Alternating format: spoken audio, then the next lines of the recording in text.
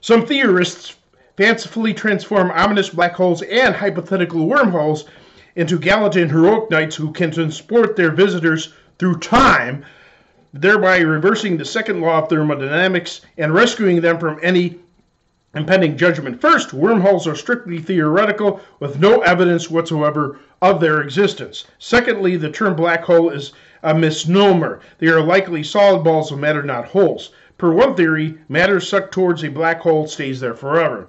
Surrounding matter forms an accretion disk from which particles are expelled. Another theory is that black holes eventually disintegrate, releasing their acquired mass. I theorize that black holes do not exist per se, rather they are what I call them quark stars. Regardless, whatever, time travel is counter-scientific. It will never happen. Other theories considered impossible have been vindicated because nobody could see the future. But time travel lacks the excuse that it has not been discovered yet. Time travelers would have numerous chances to appear to us in any previous generation. Since they have not, we know they will not. In fact, time travel would involve several logical fallacies. Some philosophers, including me, understand that technically speaking, time does not exist any more than measurements of weight or distance exist. Time is simply the gauging of changes in events. So I call myself an achronicist, a word that I coined. That's due to Chronos being the personification of time in Greek mythology, the A being denial of such as atheists deny any greater deity. Foolishly enough. Such a word does not presently exist in the English language, but should, since achronicism is certainly an important philosophical position, and nature, being retrogressive, has no examples whatsoever of increasing complexity. Nature, so-called evolving multi-patterned snowflakes, is misunderstood. Running water has billions of water molecules constantly positioning and repositioning themselves, potentially harboring every possible geometric crystalline shape extant. Contrarily, snowflakes are static, locked into only one crystalline shape, therefore far less complex. If we could individually color dye water molecules and have them magnified and run in slow motion, the resultant dynamics would be the king of all kaleidoscopes. Thermodynamics are universal laws. Biodiversity. Far more species exist than are necessary for survival in particular circumstances. There are hundreds of types of reptiles, insects, and mammals. Sea creatures are even more diverse.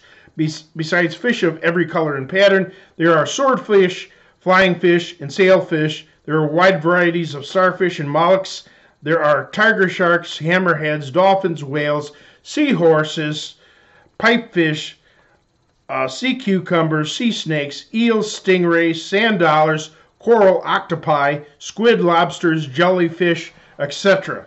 There are over 10,000 species of birds. According to survival of the fittest animals would have bodily configurations with a survival advantage over other configurations, thereby rendering other configurations obsolete. An atheist retorted, per biodiversity, conditions are constantly changing, leading to far more species than needed to fit available niches.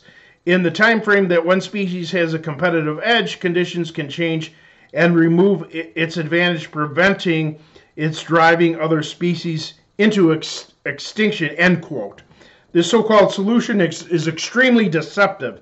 Evolutionists insist that evolutionary processes are phlegmatic, developing over eons, and often insist that conditions such as the Ice Age lasted eons. But if conditions changed like a spinning or roulette wheel, life forms would never have opportunity to evolve towards current conditions. That they would be perpetually readjusting, thereby getting nowhere. That atheist that I spoke with created a double bind where both points completely contradict each other.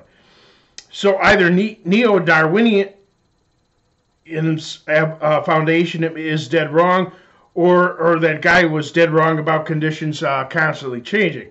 Either way, nature mirrors architectural design, calling for an architect who purposely created structural variety, transitional forms, and developmental stages. There's a colossal gap between non-living matter and the so-called simplest life forms. Single-celled organisms have thousands of moving parts. Non-living matter making such a gigantic leap would be like a fancy pocket watch having completely formed from molten lava. In response, transitional forms are said to exist, such as compounds which make up life's basic building blocks and alleged prototypes or components of life's simplest forms. Yet these were formed in intelligently designed laboratories. Ipso facto, this attempt to refute intelligent design is invalidated. For a complete exegesis, read Darwin's Black Box. Besides, no intermediate creature required as a stepping stone between one major species and another is living anywhere on Earth or is known from recorded history. So-called lungfish, genus Lepidosiren and Protopterus, often cited as candidates for an intermediate form, cannot exist as deep-sea creatures having to constantly surface to breathe. On land, they do little more than hibernate. They're not an advancement on anything. Granted, Queensland so-called lungfish, Neo-Ceratodus forsteri, need not surface unless the water is deoxygenated. Many have a modified swim bladder to breathe air. But since they cannot do without water as other lungfish can, and cannot swim as fast as other fish, their downsides disqualify them too. Also, plants don't have transitional forms. Algae is often cited as an intermediary candidate, but algae has fully developed methods of photosynthesis and reproduction. Most species of algae also have a great advantage over trees, being able to thrive on the surface of water, tolerating higher temperatures than any other organism, and enduring extreme dryness and light intensity. Algae also comes in a variety of colors. Don't be fooled by algae's appearance. It is a fully developed life form. Besides, the fossil record is absent of true transitional forms. My criteria for a transitional form is simple.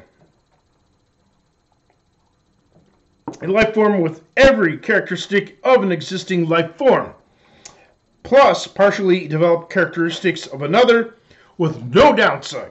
For example, every step in completing a house, its evolution, is an unequivocal improvement from its former state. There are no downsides. Even being down in a pit is better than nothing. This could help discourage predators and avoid certain angles of wind and rain. But nothing in nature betters anything else without a deleterious condition. For example, bats as flying rodents improve over mites, but can barely see or scurry on the ground. Creatures with legs have benefit over snakes, but lose flexibility, sense of vibrations, and heat radar. A notable challenge to my transitional form criteria was, I quote, the pectoral muscles of Archaeopteryx were more developed than Eoraptors, so this is supposedly the first dinosaurs, but less developed than that of modern birds, dinosaurs into birds' theory. But Archaeopteryx would have had a distinct advantage on land via sharp teeth, hyperextensible second toes, or so-called killing claws, and other factors. Eoraptors were altogether bipedal land animals, greater advantage still. So do thorough research before wasting more time with false claims. Stay tuned for part 3.